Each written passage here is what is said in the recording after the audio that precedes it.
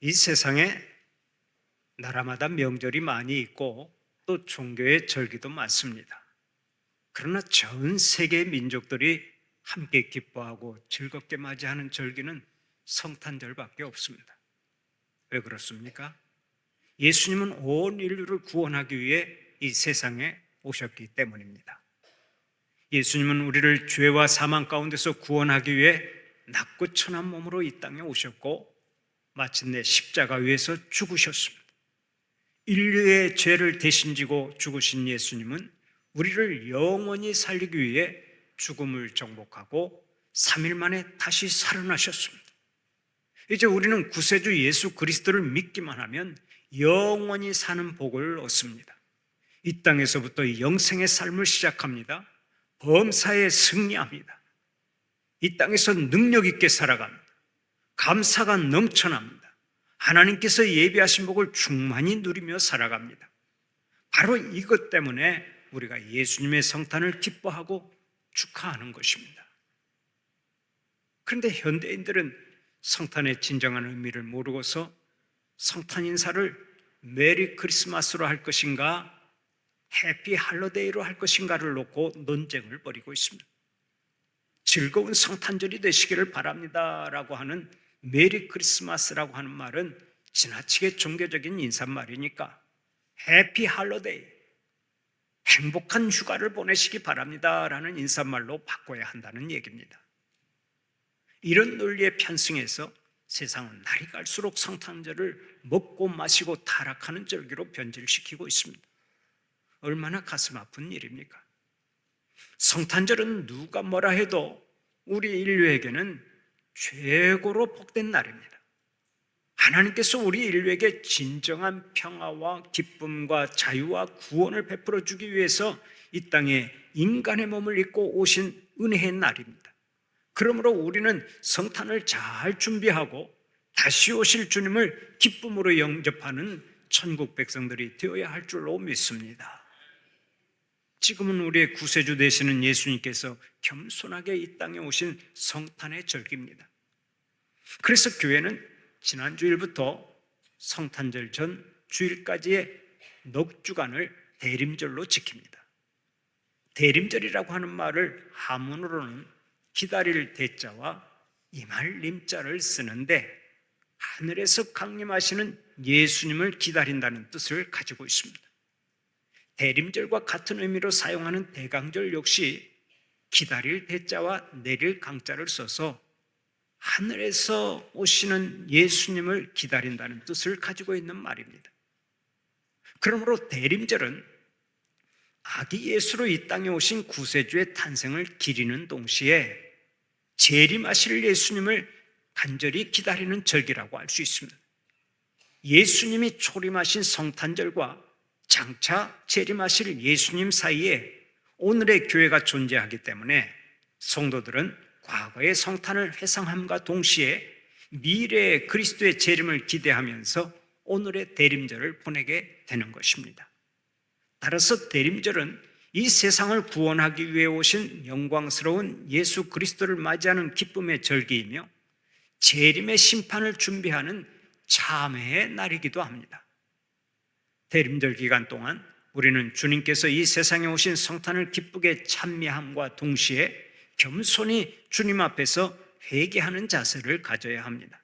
그래야 다시 오실 주님을 기쁘게 영접할 수 있고 새로운 역사를 써내려갈 수 있는 것입니다. 예수님의 탄생은 이미 많은 선지자들을 통해 예언이 된 바 있습니다. 그 중에서 이사야 선지자는 이사야 7장 14절을 통해 이렇게 예언했습니다. 보라, 처녀가 잉태하여 아들을 낳을 것이요 그의 이름을 임마누엘이라 하리라. 또 이사야 9장 6절에서는 이렇게 말한 바 있습니다. 이는 한 아기가 우리에게 낳고 한 아들을 우리에게 주신 바 되었는데 그의 어깨에는 정사를 메었고 그의 이름은 기묘자라 모사라 전능하신 하나님이라 영존하시는 아버지라 평강의 왕이라 할 것임이라. 예수님의 탄생 700년 전에 예수님이 장차 어떻게 태어날 것인지 또 예수님은 어떤 분이신지를 구체적으로 예언했던 것입니다. 그런데 그 예언대로 예수님은 동정녀 마리아에게서 태어나시고 우리를 죄악 가운데서 건져내신 구세주가 되셨습니다. 얼마나 놀라운 일입니까? 그러나 마리아의 입장에서는 이런 사건이 보통 충격적인 사건이 아닙니다. 한번 생각해 보세요. 어떻게 결혼도 하지 않은 처녀가 아기를 낳습니까? 성령으로 잉태하여 아들 예수 그리스도를 낳았습니다마는 그 말을 누가 믿겠습니까? 예수님의 동정녀 탄생은 인류 역사상 전무후무한 일이요, 인간의 이성으로는 이해할 수가 없는 일입니다. 그럼에도 불구하고 마리아는 누구보다 성탄을 잘 준비한 여인이 되었습니다. 오늘의 본문을 보면 가브리엘 천사가 어느 날 마리아를 찾아와서 말합니다. 마리아여, 무서워하지 말라. 내가 하나님께 은혜를 입었느니라. 보라, 내가 잉태하여 아들을 낳으리니 그 이름을 예수라 하라. 성탄의 메시지를 들은 마리아는 처음에 당황했습니다. 처녀가 잉태한다고 하니 얼마나 황당했겠습니까? 그러나 결국에는 그 말씀에 순종했습니다. 겸허하게 성탄을 준비했습니다. 그리고서 훗날 예수님의 어머니 성모가 되는 영광을 얻었습니다. 오늘은 마리아가 성모가 되는 과정을 살펴보면서 예수님의 성탄을 맞이하기 위해 필요한 자세가 무엇인지를 생각해보고 함께 은혜를 나누고자 합니다. 예수님의 성탄을 맞이하기 위해서 마리아는 무엇을 준비했습니까? 첫째로 겸손함을 준비했습니다. 우리가 아는 대로 인류 역사상 가장 추앙받는 여인을 손꼽아 보라고 하면 마리아가 단연 으뜸일 것입니다. 천주교에서는 마리아를 성모라고 하면서 거의 신처럼 받들고 숭상하지 않습니까? 음악의 역사를 보면 마리아를 칭송하는 아베 마리아라고 하는 노래가 많이 나와 있습니다. 그 중에서 구노의 아베 마리아나 슈베르트의 아베 마리아는 아주 빼어난 작품으로서 지금까지도 성악가들이 즐겨 부르는 노래입니다. 여기서 아베 마리아의 아베는 라틴어로 안녕이라고 하는 뜻이고 마리아는 성모 마리아를 뜻하니까 직역을 하면 마리아여, 당신께 문안 드리나이다 라고 번역할 수 있습니다. 한국어로는 성모송이라고도 하는데 성모 마리아를 경배하고 찬송한다라는 의미가 담겨 있습니다. 이처럼 우리는 성모 마리아를 칭송하고 찬송을 하는데 당사자인 마리아는 자신을 어떻게 표현했습니까? 오늘의 본문 48절을 보면 이렇게 말합니다. 주님께서 여종의 비천함을 돌보셨습니다. 자신은 비천한 여종에 불과하다는 것입니다. 또 본문 38절을 보면 가브리엘 천사의 수태고지를 듣고 마리아는 이렇게 응답합니다. 주의 여종이 오니 말씀대로 내게 이루어지이다. 여기서 여종이라고 하는 말은 낮은 계급의 여자 하인을 가리키는 단어입니다. 그만큼 마리아는 자기 자신을 낮춰서 항상 겸허한 자리에 두었죠. 이것이 예수님을 잉태하는 영광을 가져왔고 예수님의 육신의 어머니가 되는 복을 얻게 한 것입니다. 여러분, 오늘 여러분은 예수님을 모시기 위해서 겸허한 마음을 준비해 놓고 계십니까? 여러분은 항상 심령이 가난한 자로 살고 계십니까? 주님은 언제나 겸손한 심령으로 살아가는 자들에게 임하시는데 사랑하는 우리 성도들은 마리아처럼 겸손한 마음을 준비해서 언제나 주님과 함께 사는 복이 있기를 바랍니다. 주님께서 주시는 은혜가 항상 차고 넘쳐나시기를 바랍니다. 한 생을 살면서 절대로 교만하지 마세요. 아무리 인물이 좋고 재능이 많아도 교만하지 마세요. 아무리 많이 배우고 높은 자리에 있다 해도 교만하지 마세요. 아무리 돈이 많고 모든 면에서 1등을 해도 교만하지 마세요. 우리가 높아졌을 때 조심해야 하고 권세가 많아졌을 때 조심해야 합니다. 그렇지 않으면 나도 모르게 교만해지고 나도 모르게 갑질하는 사람이 됩니다. 나도 모르게 자고하게 되고 그로 인해 패망하게 되는 것입니다. 그래서 사도 베드로는 오늘 또 베드로전서 5장 5절을 통해 말씀합니다. 하나님은 교만한 자를 대적하시되 겸손한 자들에게는 은혜를 주시느니라. 교만하면 하나님께서 대적하시면, 교만하면 은혜가 임하지 않습니다. 교만하면 그 마지막이 멸망입니다. 그러므로 성도들이 죽기까지 가장 경계해야 할 것이 있는데 그것이 바로 교만입니다. 저는 예수를 믿으면서 가장 어려운 점이 끝까지 겸손하게 사는 것이라고 생각합니다. 여러분, 평생 겸손하게 사는 것이 얼마나 어렵습니까? 조금만 방심하면 교만의 자리에 서 있는 나 자신을 발견하잖아요. 성경 좀 읽으면 교만해집니다. 기도 좀 많이 해도 교만해집니다. 가진 것이 좀 있으면 교만해지고, 높은 자리에 올라가면 교만해집니다. 재능이 좀 있으면 몸이 굳어지고, 남들보다 조금 더 배워도 그 사람이 교만해집니다. 조금만 경계를 늦추면 여지없이 교만의 자리에 서게 됩니다. 바로 이것이 우리의 실존이라고요. 그러므로 자신의 실존을 아는 사람은 항상 주님 앞에서 자신을 비추어 봅니다. 행여 교만한 자리에 있지는 않은지 주님께 여쭤보고 말씀의 거울에 자신을 비추어 봅니다. 교만과 싸우기 위해서 평생 혼신의 힘을 다하는 거예요. 교만은 독약과 같아서 우리에게 치명타를 가합니다. 반드시 우리를 넘어지게 만듭니다. 그러나 겸손하면 하나님의 은혜가 넘칩니다. 하늘의 복이 떠나지를 않습니다. 언제나 실족하지 아니하고 반드시 영광을 누립니다. 마리아를 보세요. 처음부터 끝까지 겸손을 잃지 않더니 마침내 성모가 되는 영광을 얻지 않았습니까? 하나님의 은혜가 떠나지 않았습니다. 오늘날까지 마리아는 하늘의 별처럼 빛나고 있습니다. 마리아처럼 오직 겸손한 심령으로 살아서 올해도 성탄을 기쁨으로 맞이하고 범사에 승리하는 여러분들이 되시기를 간절히 축원합니다. 두 번째로 마리아는 순종을 준비했습니다. 오늘의 본문 38절을 보면 이렇게 말씀하지요. 마리아가 이르되 주의 여종이오니 말씀대로 내게 이루어지이다.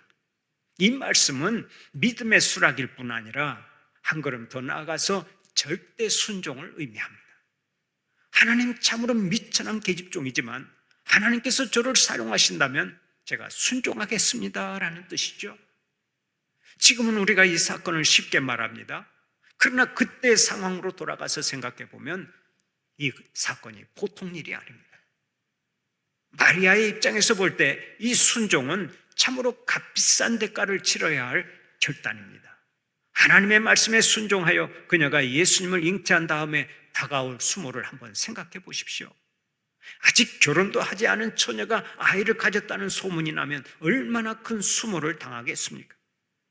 사실 그 당시의 율법대로라면 돌에 맞아 죽을 수도 있습니다. 그렇다면 마리아의 순종은 죽음까지도 각오한 순종이었습니다. 누가복음 2장 34절 35절에 기록된 시므온의 예언을 생각할 때 마리아의 순종은 우리에게 더 큰 감동을 줍니다.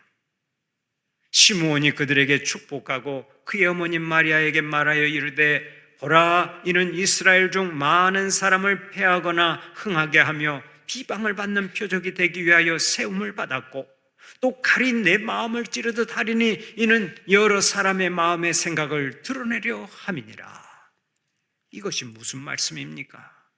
마리아는 장차 칼로 찌르는 듯한 아픔과 고통을 겪으면서 살아야 한다는 예언입니다. 실제로 마리아는 예수님을 잉태한 순간부터 수많은 사람들의 따가운 눈총을 의식하면서 살았습니다. 그러다가 나중에는 장성한 아들이 십자가에 매달려 처절하게 죽어가는 광경을 자기의 두 눈으로 지켜보아야 했습니다. 그때 어머니로서의 심정이 어떠했겠습니까? 마리아는 칼로 가슴을 찌르는 듯한 아픔을 겪어야 했습니다.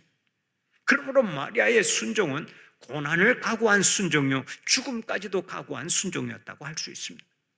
그렇다면 오늘 여러분은 어떻습니까? 하나님의 말씀이면 무조건 순종하십니까? 우리 가운데는 하나님의 말씀에 순종하면 불이익을 당할까 봐 망설이는 사람이 적지 않습니다. 눈앞의 이익만을 생각하면서 하나님 한 번만 눈 감아 주시기 바랍니다 하고 불순종의 길을 가는 사람들이 많습니다.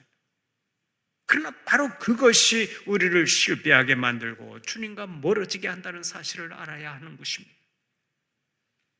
당장에는 불순종이 이익인 것 같고 승리하는 것 같지만은 실제로는 그렇지 않습니다. 인류 최초의 여인 하와를 보십시오. 하와는 사탄의 유혹을 뿌리치지 못하고 하나님의 말씀에 불순종했습니다. 그때는 그것이 이익이고 그것이 복이라 생각했습니다. 그러나 딱 한 번의 불순종이 어떤 결과를 가져왔습니까? 하나님과 영원히 멀어지게 만들었습니다.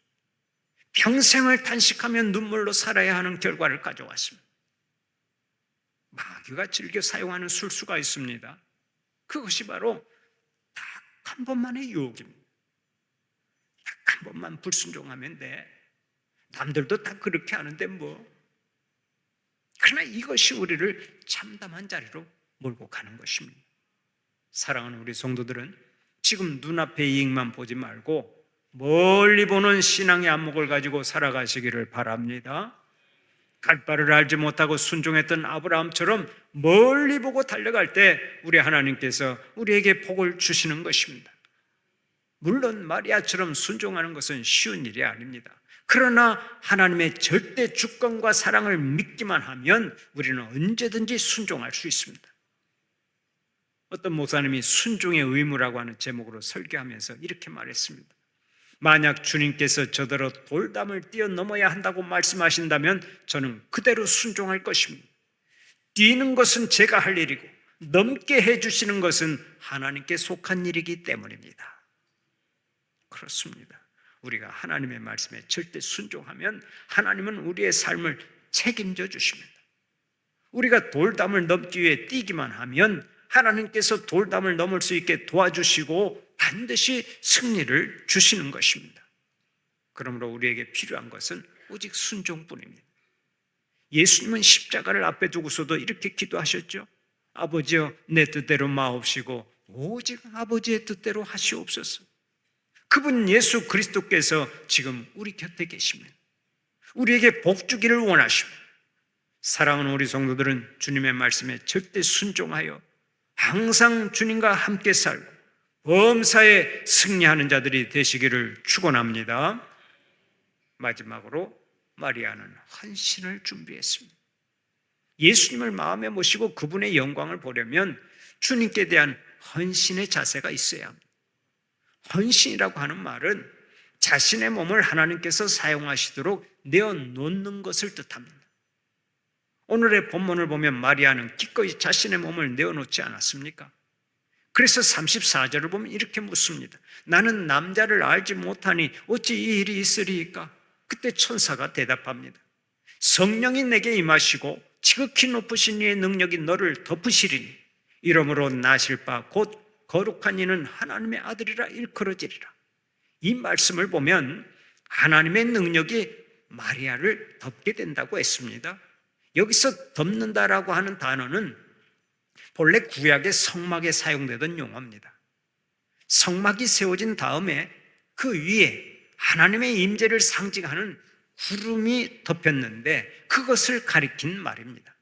그러므로 마리아가 헌신하고자 할 때 하나님의 임재를 상징하는 구름이 장막에 덮이듯이 성령님의 능력이 마리아에게도 덮일 것이라는 뜻입니다. 하나님은 메시아를 세상에 태어나게 하시려고 마리아를 시험관처럼 사용하신 것입니다. 그러나 하나님은 우리의 자유로운 의지를 꺾어가면서까지 헌신을 요구하시지 않지요. 주님 원하시면 저를 사용하여 주시옵소서 하고 우리가 응답할 때 하나님은 우리의 헌신을 받으시고 성령의 능력을 더하시고 우리를 통해서 일하시는 것입니다.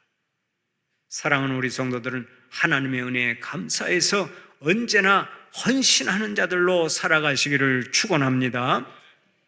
미국의 유명한 인권운동가요 노벨 평화상 수상자인 마르틴 루터 킹 목사님이 있습니다.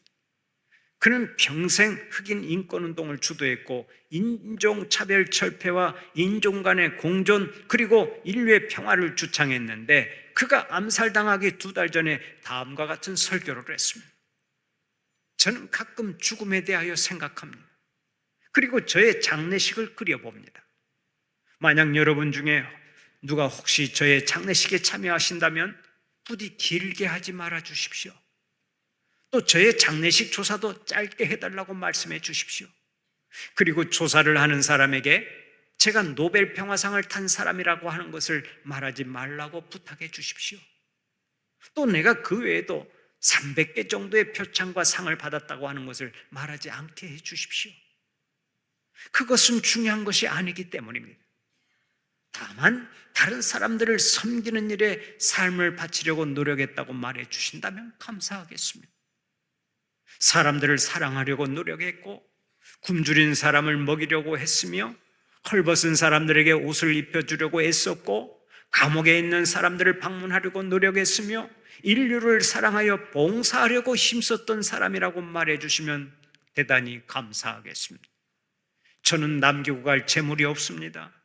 또 제 인생에서는 남기고 갈 화려한 것들이나 사치스러운 것들이 전혀 없습니다. 다만 저는 헌신된 생애를 남기기를 원합니다. 헌신된 생애를 남기기를 원합니다. 마르틴 루터 킹 목사님은 그의 소원대로 평생 주님의 영광을 위해서 헌신하다가 한 백인 우월주의자가 쏜 총에 맞아 순교하고 말았습니다. 그가 겨우 39세에 하늘나라로 돌아갔지만 그는 오늘도 하늘의 별처럼 빛나고 있습니다. 사랑하는 우리 성도들은 하나님께서 기회 주셨을 때 오늘 헌신하시기 바랍니다. 오늘 봉사하시기를 바랍니다. 오늘 교회를 잘 섬기시기를 바랍니다. 특별히 연말이 되면 새 봉사할 일꾼들을 많이 찾는데 그 어떤 자리라도 좋습니다. 교사나 찬양대원이나 목자나 부목자나 차량 안내자나 헌금 개수자나 방송실 봉사자나 카페 봉사자나 강당 꽃꽂이 봉사자나 식당 봉사자나 상조팀 봉사자나 중보기도팀 봉사자나 전도자나 예배 안내자나 교회 모든 봉사팀의 봉사자로 우리는 헌신할 수 있습니다. 사실 주님께서 베푸신 은혜를 아는 사람은 헌신하지 않을 수 없는 것입니다. 사랑하는 우리 성도들은 주님께서 주신 기회를 놓치지 말고 주님께 헌신해서 하늘의 별처럼 빛나는 인생들이 되시기를 바랍니다. 지금은 예수님이 이 땅에 오신 의미를 묵상하고 그분을 간절히 기다리는 대림절입니다. 이 대림절에 마리아처럼 겸손함과 순종과 헌신을 준비하여 의미 있는 성탄을 맞이하시고 평생 하나님의 거룩한 뜻을 이루어가는 자들이 되시기를 간절히 축원합니다.